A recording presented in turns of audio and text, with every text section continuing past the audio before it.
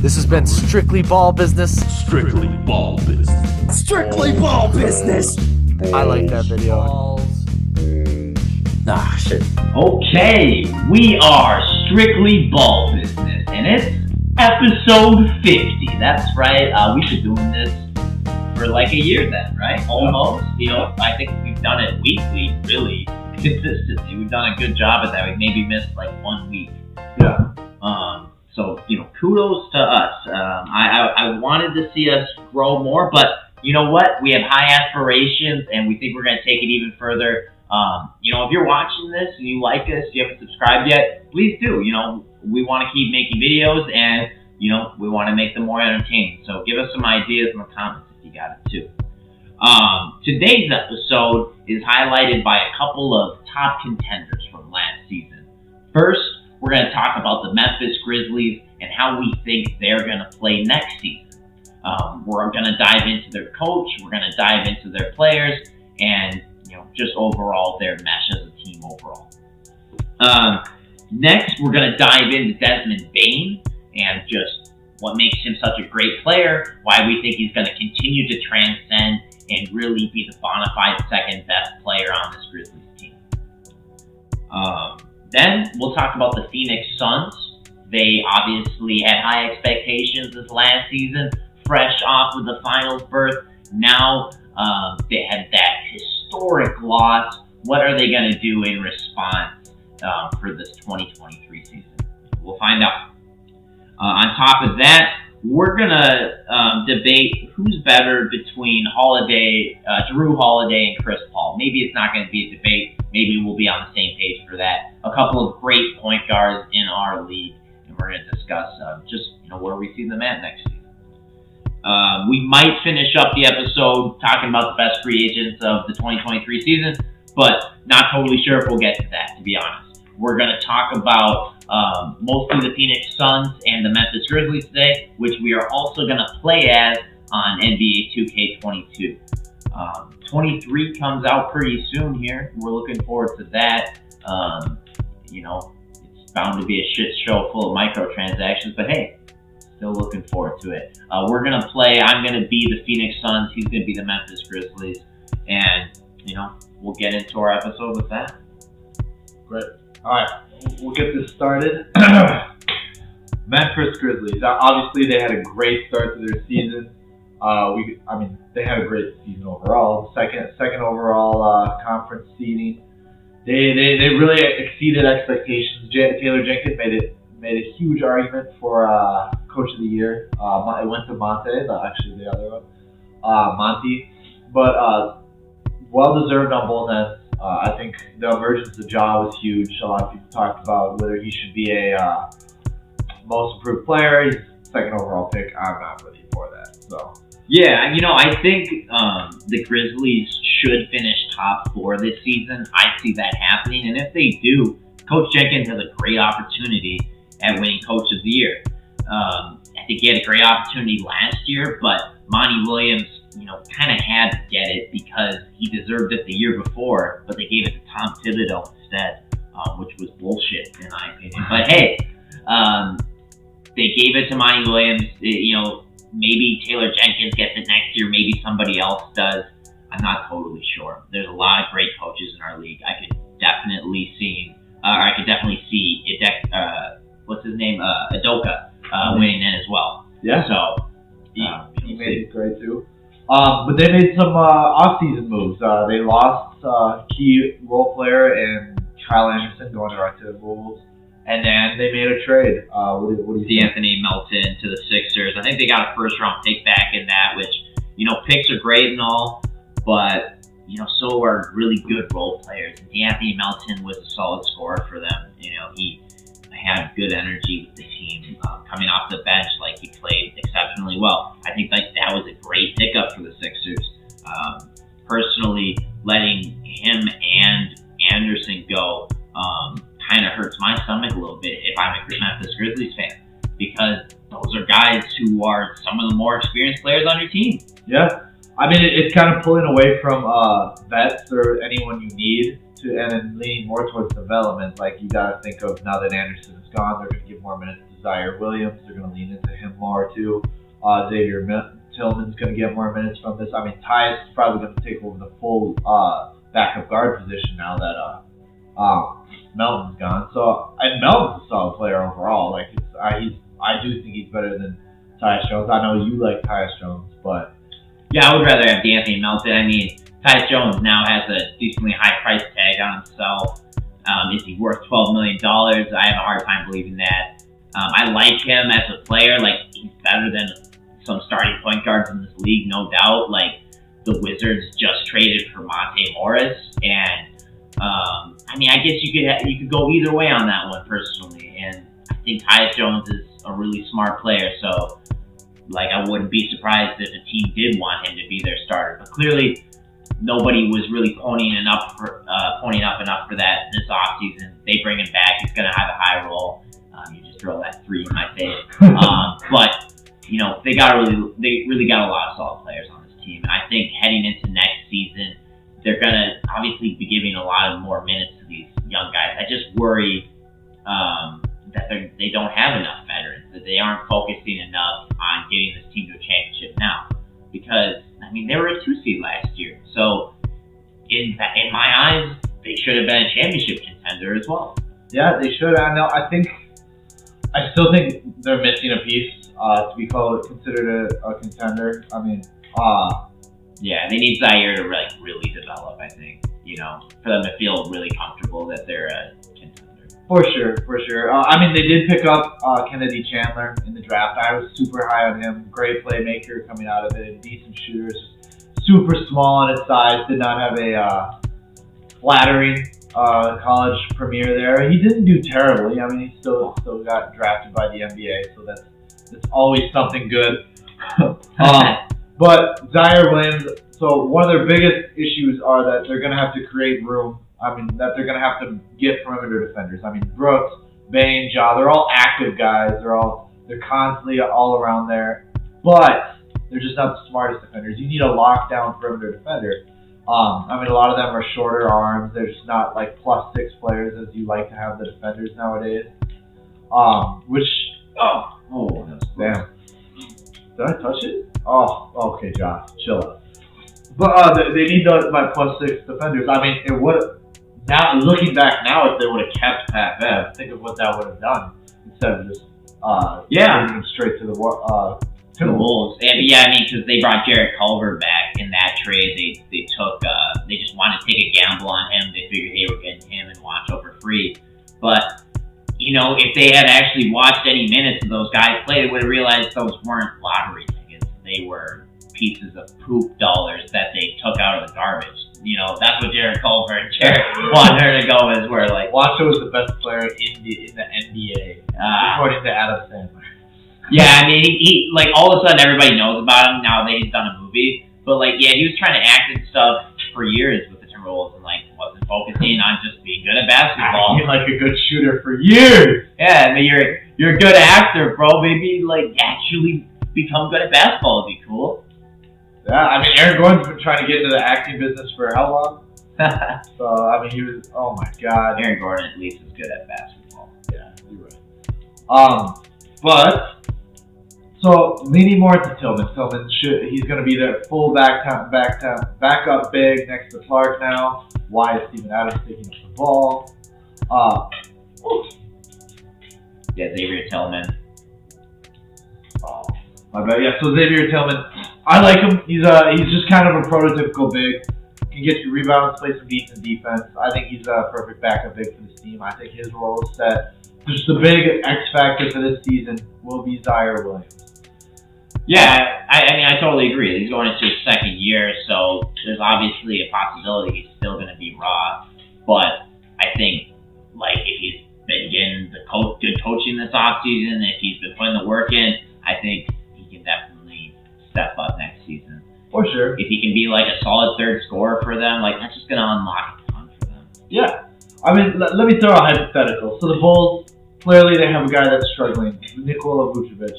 Say he becomes available, is he an option for this Grizzlies team? Would they rather have him than Adams? Put in a little more spacey on the floor, especially if slow mo, just Oh my God. In case Jackson's shot just never gets there, they clearly need to space the floor. They come out, even though he's struggling now, but he would get that defensive flexibility that he isn't getting on the Bulls, where he would get it with the Grizzlies. That's true. I could see it because Jaren Jackson is such a solid defender. It could be worth it. I worry that you're giving up a little too much on defense, but I mean, Vucevic is a very gifted scoring center, and that's not going away anytime soon. Yeah. So I say if you made that trade like within the next 2 years, it's probably worth it. But I mean, after that point, I don't know. But you got to think they're trading Steven Adams within the next 2 years. Yeah, I mean, he's a great vet. Clearly did a lot for them. They couldn't speak anything. They spoke miles for him. They thought he was awesome, an awesome addition. I don't really like the guy, but yeah, he's getting old. He's getting down to that moment there. Yeah, I mean, eventually he's just not going to have it in the tank, and the injuries are going to pile up as they do for big men. It's just the way it works. Like, he's good now. He might still have another 3-4 years in him that are solid, but I mean, I'm not totally sure. I guess you just got to decide what you'd rather have. Do you want the scoring? Do you want the defensive and the defense and the team leadership that he's in the rapport that he's building with the teammates? Sure. Well, how did you guys think the Grizzlies did? Did they disappoint this season? Do you think they could have done more this offseason? What do you think they're looking for here? Comment below. Let us know. So now let's talk about Desmond Bane. And he had a breakout season, probably one of the most improved players that flew under the radar a little bit. What do you think of Desmond Bane? How far do you think he can get into this? Can he be an all-star one day? Well, Desmond Bane, obviously an incredible shooter, shot 43% from 3 last year. He hasn't shot below that in his career so far in the first 2 seasons. He's already one of the best shooters in the league. He looks like he can be a solid defender as well. So, I mean, I think he can be a type of guy that demands a maximum contract. I'm not gonna lie. I mean, for the Grizzlies, they will probably have to end up paying him. I think ultimately, a guy of that talent, he's going to ask for pretty close to max. And most teams are gonna give into that, especially the Grizzlies. And he's going to end up being worth it because he's going to score over 20 points per game for most of his career. I think he's got a few All-Star appearances in him. And for this season, I mean, I think he can definitely ascend what he did last year in 18 points per game. I think he could definitely get over 20 this year. Yeah. I think that's the goal. Maybe shoot for an all-star season if you're Desmond Bane. I don't see it happening this year, but maybe. Yeah, I mean, if they keep making the second seed 2 years in a row, you gotta say, possible. They have to justify the all-star. And if he's averaging over 20, I mean, if he's averaging 23 even, he gets a 5-point increase, I mean, that's pretty ambitious, but yeah, it's not inconceivable just because there's not a ton of scorers on that team to begin with. So maybe he can get to that point. Yeah, I would give him the All-Star over Jaren Jackson just because I have not seen enough of Jaren Jackson to justify an All-Star. I mean, he was great defensively, but Gobert had to do offensively and be hyper efficient in what he does to get that All-Star nod. So I don't see Jackson. Yeah. So if anyone was to get it, I mean, Gobert has had to be elite at his defense to get his nods. No, people still disrespect him. People still argue that he's not an all-star some years. Exactly. So I can see that there, but there's a few things I'd like to see him improve on. Not just his scoring. Obviously, he's one of the best off-ball players in the NBA.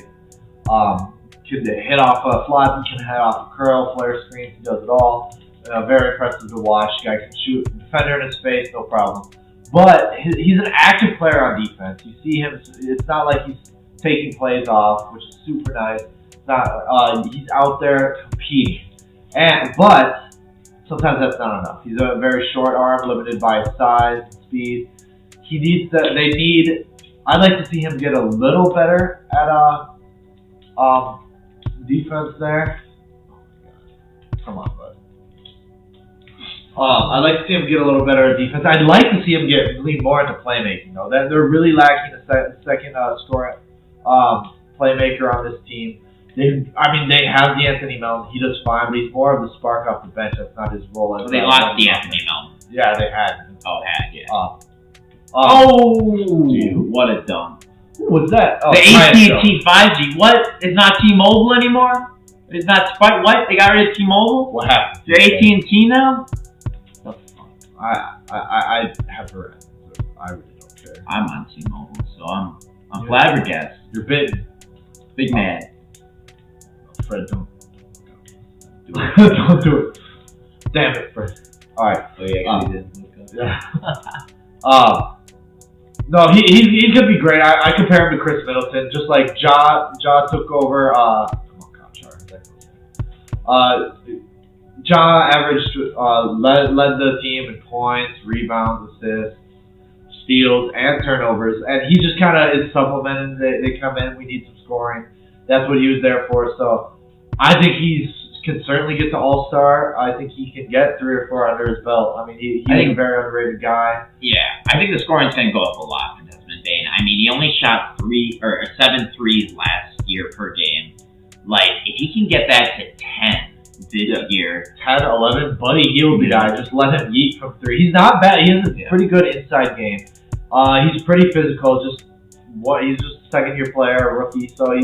Second-year player. So he's just gonna need a little bit more time before the refs start giving him those calls. Yeah. If he can get to the line some more and get I mean, how many free throws did he average per game last year? Do we have that on here? He just shot like 91%. I think he did not shoot that much. Ja was the one that had led the team in free throws, and I think the Anthony Melton was there too.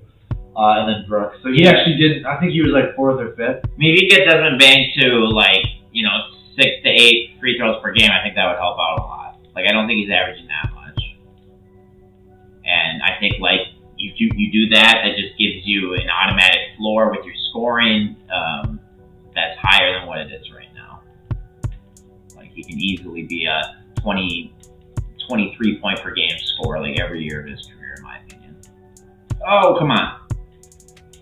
Fucking shot clock. Couldn't get open. That D. That's that good D. No, give him that good D. Come on, Zaire. Who got that good D? Who got that good D? Hit him with it. Oh, where you going, buddy? Come on. Back door. Back door. Let's go, baby. All right. No, definitely. Is there any more talking points I have on Desmond Bane? I think. Yeah, I think we can move on from Desmond Bane. Next, we're going to talk about the Phoenix Suns. So, I was a big Phoenix Suns fan growing up. They were my second favorite team. I guess I wouldn't say big Phoenix Suns fan. I really like Steve Nash. I really like Jason Richardson and Sean Marion, Amari Stoudemire. Those guys made watching basketball fun.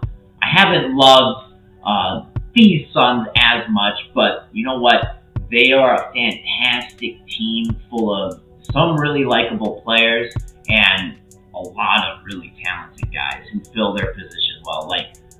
I can't think of another team outside of the Warriors that is more built effectively around each other, Oh, yeah, for sure. I mean, they really fit all their roles. I have a few questions once we get to them, but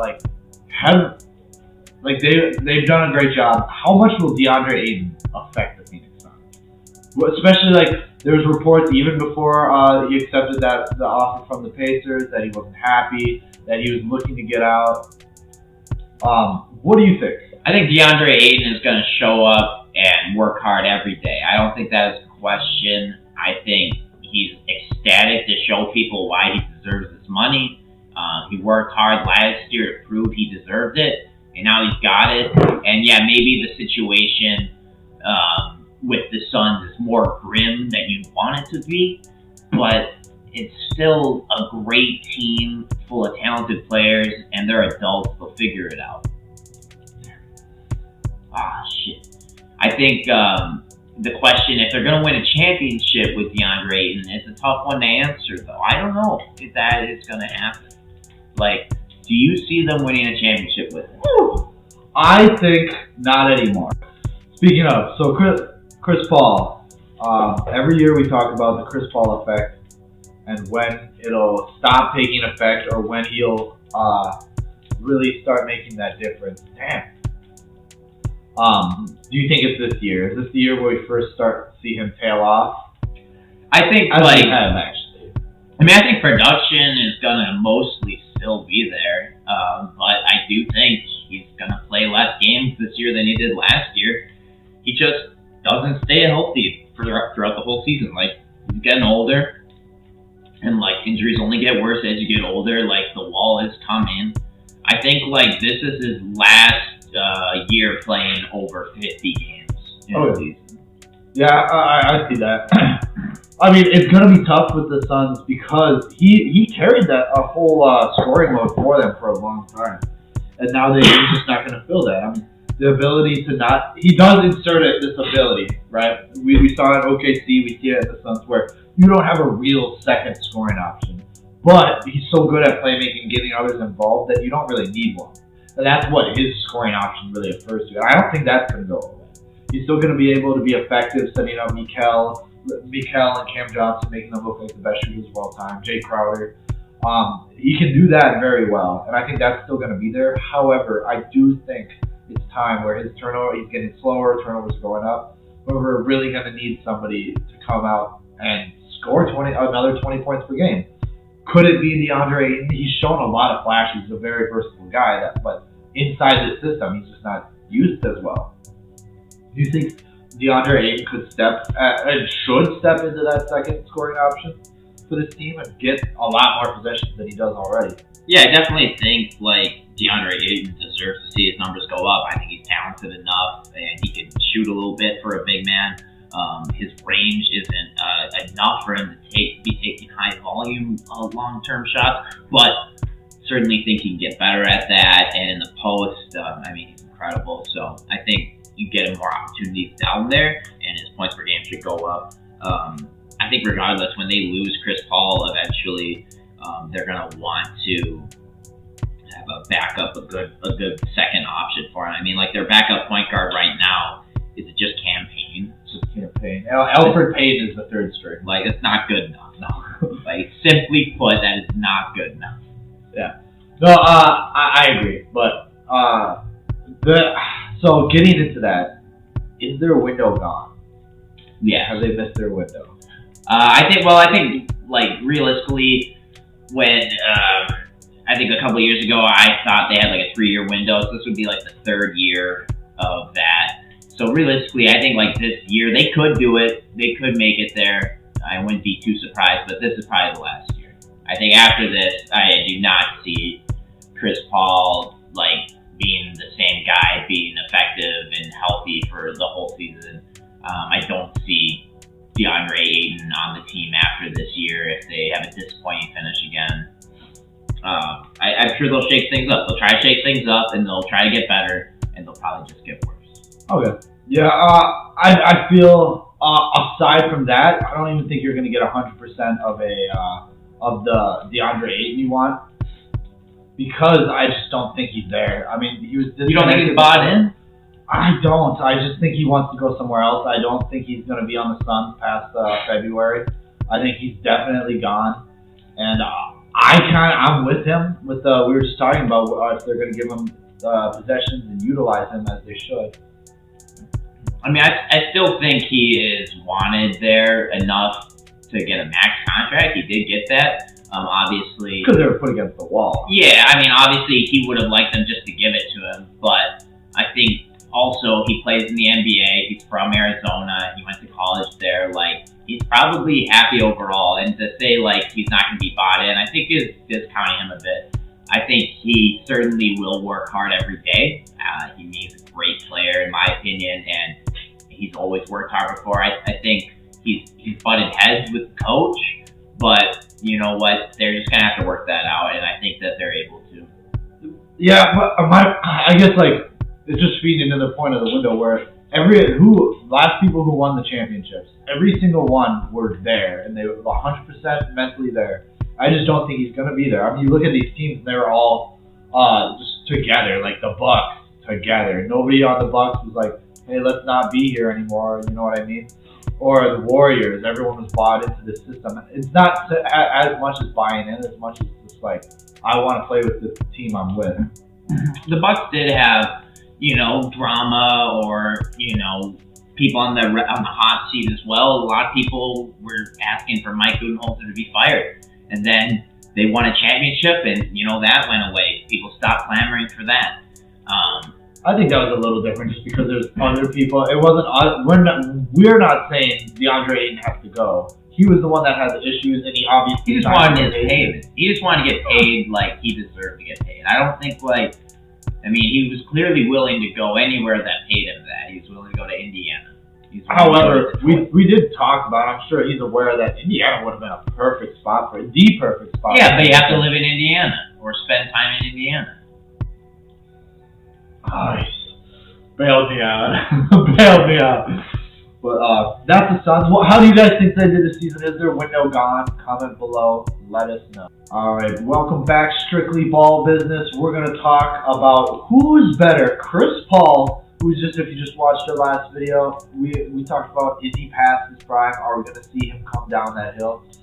Or Jrue Holiday, who just won a championship 2 years ago. He's still doing great. Still averaged 18 points per game last season while playing for. Did he make it all defensive first team this year? Who did? Jrue Holiday. I think he did. Yeah. Well, regardless, every time he's one of the top, I'd say top 3 defensive guards for his whole career in the NBA. Maybe early years part of that. Yeah, he's the best defensive point guard in the league right now. No debate. Yep. And he's seeing that and seeing what he can do offensively for this team. He won them a championship his first year there. Bucks, I'd say, are the favorites to win the East next year, assuming injuries are all gone. Assuming there's no injuries. So, who do you think is better, Chris Paul coming in the next season or Jrue Holiday? I think coming into this next season, Jrue Holiday is going to be the better player. Overall, he is the better defender. He's 5 years younger. Yep. I think, realistically, I see the Bucks having a comeback season. Last season, obviously still a great year in terms of where a lot of teams were, but they didn't make the championship, so therefore it was a disappointment.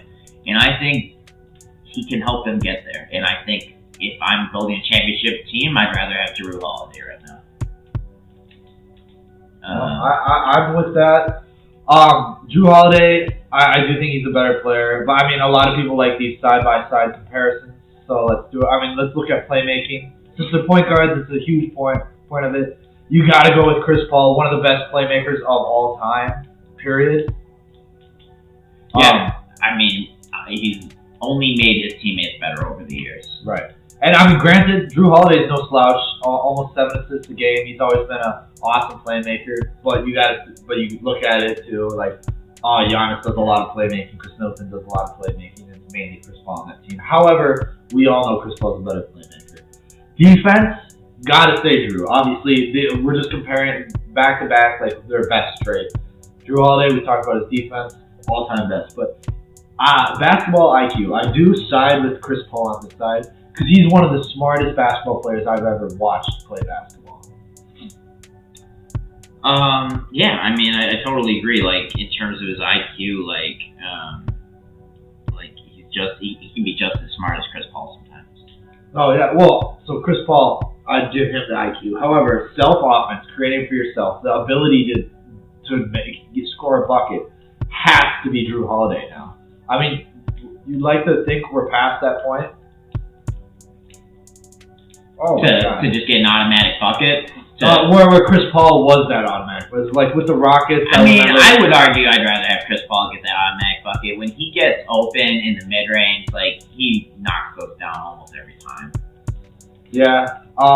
His mid-range is there, but just this last series with the Mavs, it wasn't.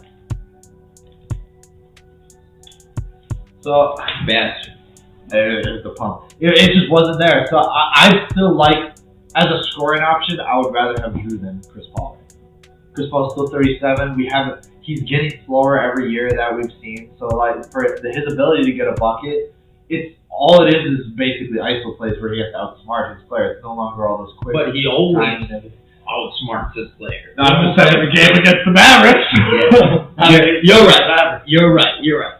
He's regular season, give me Chris Paul. In the playoffs, it might be Jrue Holiday. Right.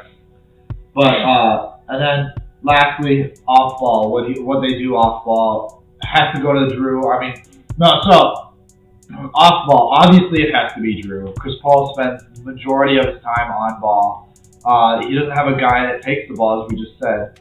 Giannis does a lot of the ball handling, and Jrue does a great job. Him and Chris Middleton, they have some great two-man games where him and Middleton or him and Giannis, where he has to knock down an open three. And just in the finals against the Suns, there was a three. Oh my God!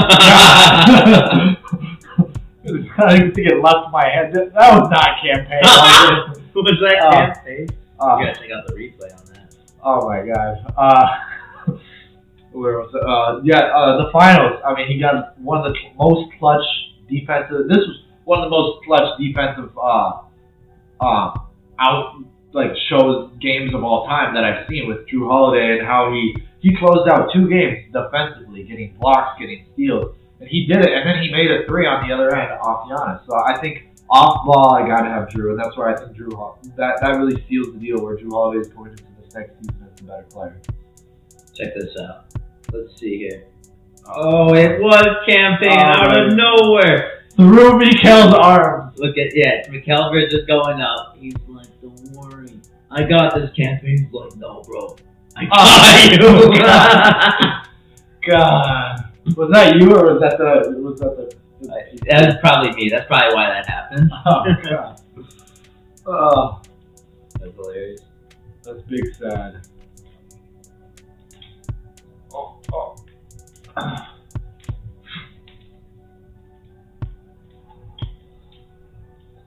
Alright, thank you, JaVale. Bail me out. But that was a good discussion. I think, who do you guys think is better coming into the season of 2023? Is it Chris Paul, Jrue Holiday? Comment below. Let us know.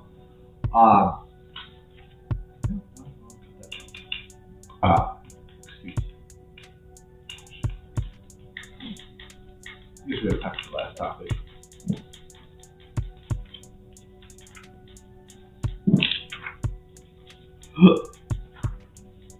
This is gonna be a nightmare to edit. Yeah. Are you regretting this? A little bit. The way it worked in my head was a lot better than the way it's turning out. Yeah. But alright. Welcome to Strictly Ball Business. We're here to talk about the way too early 2023 free agency class. Oh my God. You blanket with a newly signed, or never mind, that's not Tyus Jones. That's Tyus Jones. This is Dylan Brooks, who will be a free agent not this year, but the year after. Actually, yeah, he has a player team option this year. Yeah, which will probably pick up. But I mean, notably, the ones that haven't signed an extension right now, LeBron James. He's going to be a free agent in 2023 unless he signs an extension with the Lakers. So we still have yet to see that. That has to make him if he doesn't sign that extension, he has to be, even though he might not be the most effective player in a year, he has to be the most sought after. He's still like James. A top 15, top 10 player, no doubt, in this league. He's definitely still top 10 in current players, in my opinion. So, you get to add that to your team. He's not going to get worse, this next season. He's just a different type of himself. But he's still insanely elite. Yeah, I mean, ultimate playmaking, I feel, probably one of the best. Top 3 in both categories. And still has the ability to score. This guy's physicality is still off the charts. So, yeah. But I do think, in my opinion, he's going to sign a 1-year contract with the Lakers. I do think that's going to happen. So he can become a free agent when his son is supposed to go to the draft. I think that's going to be a good lineup for him. I could see that. Go ahead. Oh, I was going to move on. I got something for LeBron. Yeah, I was going to say, I really wouldn't be surprised at all if he goes to the Cleveland Cavaliers one last time. Each time he's left, he's given them an opportunity to rebuild, and then he gets to say, "Hey, I'm coming home, baby." And last time he got them a championship, they'll take him. He literally would fit into their team perfectly with what they have. Yeah, I mean, we talked about it when we reviewed the Cavs. They will have a max slot or close to this next coming off season. It's not a coincidence. No, because Karis LeVert's going to be a free agent.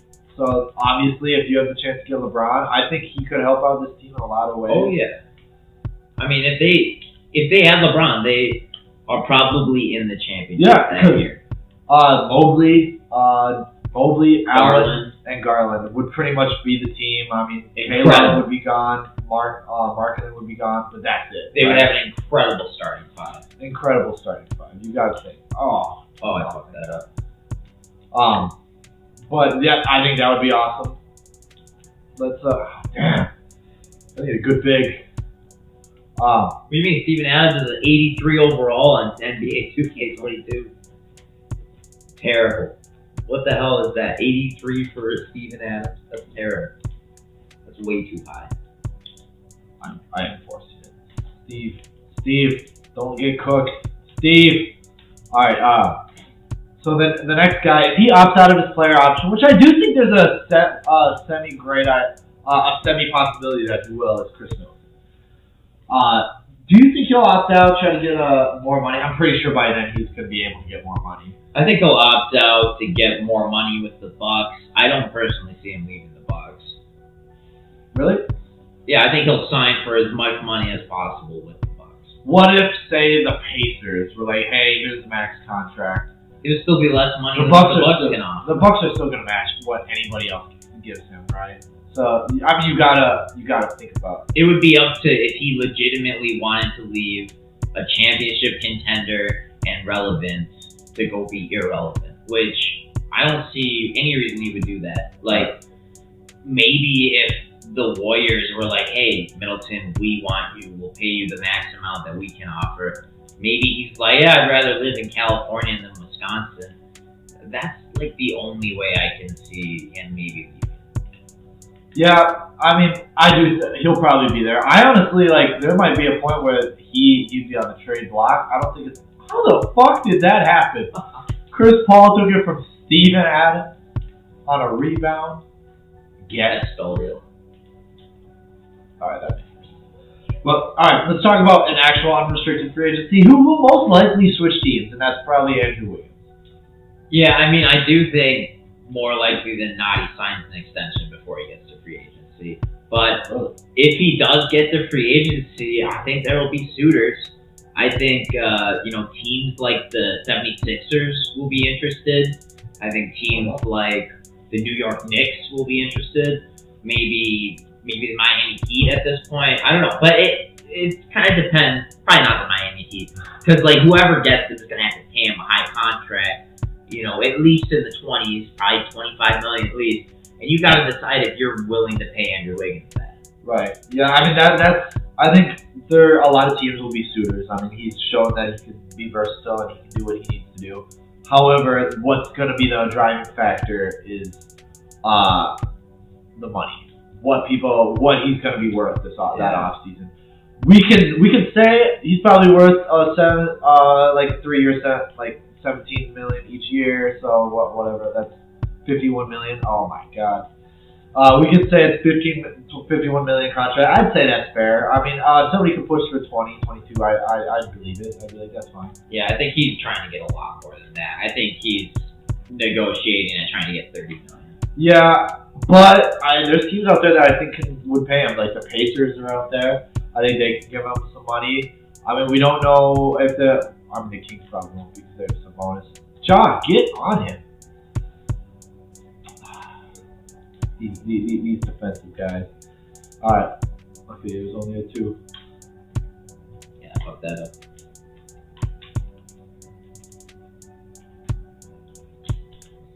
Oh. So Andrew Wiggins, yeah, I think he's gonna fit on a lot of teams. Maybe my Magic one go out now. We have Ryan. Who is Wiggins? White Wiggins. White Wiggins. But if he can average close to 7.5 rebounds like he did this playoffs, I think there's no question anybody's gonna want him. Oh yeah, I mean if he can make that his average, like that'd be amazing. Like he hadn't averaged over 4 rebounds his entire career. He all of a sudden almost doubles that. Yep. I mean he's a completely different player now. Yep. I mean he's learned a lot of things too. He learned just how not to suck. That everyone has valuable. Yeah, he learned actually how to like put in effort, which was interesting. You know, once he realized, oh, I can try to get rebounds. Oh, I can try to keep the defender in front of me. He got really good. Oh yeah. Oh my God! I had the perfect. Oh, you fool! Here we go. This is Michael Bridges' time for the dunk! Oh, damn.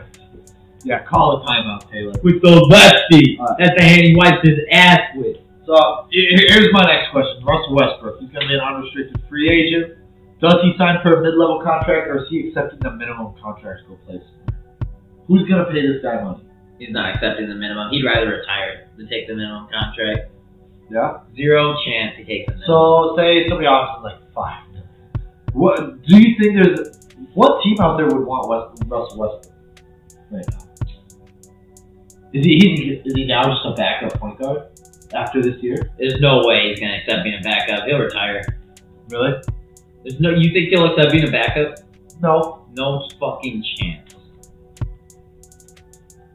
I don't know what team is willing to. What team's really bad is willing to have the Rockets? Thing is, he's like, no, okay, it's the Thunder. It's really just the Thunder. It's really just the Oklahoma City Thunder. If he's willing to be a backup there, yeah, that's it. I don't see any other team behind Josh Giddey. No way that guy's like gonna sleep well at night with that. Yeah, he should just retire after this year. Take your money, leave. If you're gonna be a bad teammate everywhere you go, why should you be in the league anymore? Just because you average triple doubles, because you jumped in front of big men to get rebounds, like Steven Adams averaged like 4 rebounds when he played Russell Westbrook. We just watched him average 10. It's not a coincidence. Nope. It's like, I'm sorry, but you're not that talented. He's been an inefficient scorer his entire career. People who want to pretend like he's not are living under a rock. Like ever since he was on the Thunder in his like first, second, and third year, it's like he was putting up 30 shots in the playoffs, making like 10 or 13 of them. And it was like, dude, give Kevin Durant the ball. I remember watching games and just thinking, dude, they gotta give KD the fucking ball. This guy, Westbrook, is just a mess. Yeah. And sure enough, he kept, Harden from being a bigger part of their team. Because, like, hell, maybe you made Harden be a bigger part of the Thunder than Westbrook was. Maybe you would have had better things happen, in my opinion. Oh, yeah, I'm with that for sure. But let's talk about some of the other guys that'll, come on, Brooks. Yeah, baby. Come on. Who did this shit? No. Yeah. Jeez. Alright. We're in crunch time here. 30 seconds to go. This old fucker. No, baby. Get that animation. Jake Crowd. Alright, some other, Kyrie Irving. Is he gonna be signing somewhere? We know where he's gonna sign. Kyrie Irving, he's currently signed on his contract for 1 year. For 1 year, yes. So for the 2023 free agency, I think he'll get a contract. I don't think there's really a question in that one. Gosh, there you go. Because I think like the Dallas Mavericks were interested in him this year. The LA Lakers were interested in him this year. The Miami Heat were maybe interested in him. Like, I think Kyrie Irving is talented enough where you can sign him for a 1 or 2 year contract and like he's worth the psychosis. Westbrook isn't worth it. Like his talent and his output, it doesn't do anything. Just doesn't equal out. Yeah, I feel that. Okay. James Harden, Kristaps Porzingis. They both have player options. Are they taking it? This is gonna be tough. Harden and Porzingis both have player options. Are they accepting them? I think Porzingis definitely. Hard to have the player options next year on his new contract. I think he probably takes it. I mean, unless he wants to opt out and renegotiate to free up more money for guys again. But I mean, he put I think that option's worth a lot of money, so he wants that payday. Yeah, I see him opting in just because of it. Horford, is there gonna? I know there's gonna be a market for Horford, but is it gonna be exactly what we think? I think Al Horford probably stays with the Celtics, but like if he left, I think he could probably get a 2-year contract somewhere else.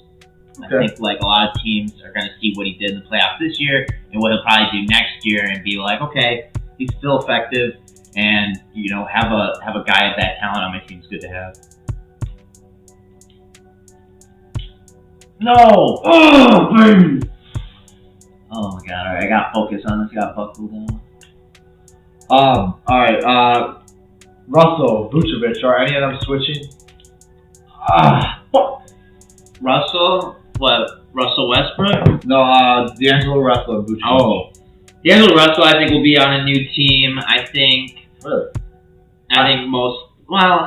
think he'll be retained. I don't think the Wolves can afford losing. We'll see. I think it'd be more likely in a trade. They're not going to let him walk for nothing. The Wolves are going to extend him. I can see that. I'd say that he'd probably be extended before then. Yeah, I don't think they're going to let him get to free agency. But, who was the other one? Vucevic? He'll probably make the free agency. I think, I don't know. If you're the Bulls, you probably should extend him. If you let him walk for nothing, that would not be great either. I think it depends if they start to see more of what the player they traded for rather than the player they had last year. I think we're going to have to see that for this year. But. Yeah, he's got to play a lot better. I mean, I think last year was a bit of a disappointment, but he certainly has the ability, and I'd love to see him put it together here. Yeah. But what do you guys think? These are some of the free agents. We can break it down as we get further in. We're just looking at some far sight on how they're going to do. So yeah, comment below. Let us know. I mean, this has been our 50th episode. It was a mess on our end. I hope you guys enjoy it. Yes, this was round 2 Lasher Boogaloo of recorded, and we tried to incorporate the 2K. So we'll see how that turns out. Boy, Dalton here's got some snipping to do. Oh my god, this is gonna be an editing nightmare, but it's okay. Anything for you guys. Plus, I got the dub. So yes, subscribe if you haven't already. We're now over 270 subscribers. Our goal is to get to 300 by the end of August. I think that's easily attainable. Help us get there, guys. We'd really appreciate it. And we see sirens outside, so that's our time to go.